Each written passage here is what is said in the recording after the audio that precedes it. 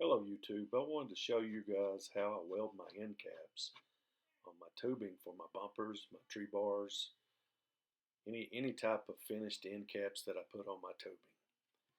I TIG weld them on, that way I have a clean finished look with not having to go back and grind.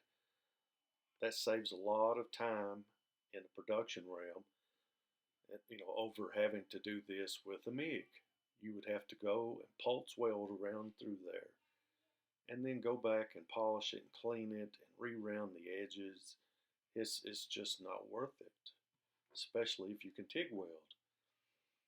Now this is a little bit more of an intricate weld.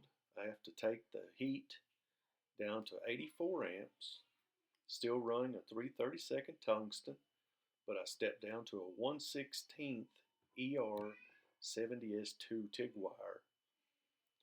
That way I have a small feel, but it's not clumped up a lot.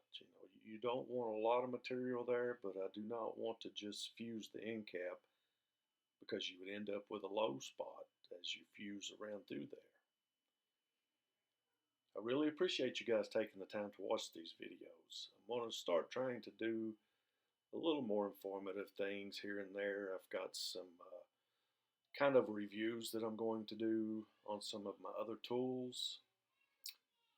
It's not really sponsored, but I'm going to do it anyway just to help you guys with ways for cleaning mill scale from the tubing and notching and things of that nature.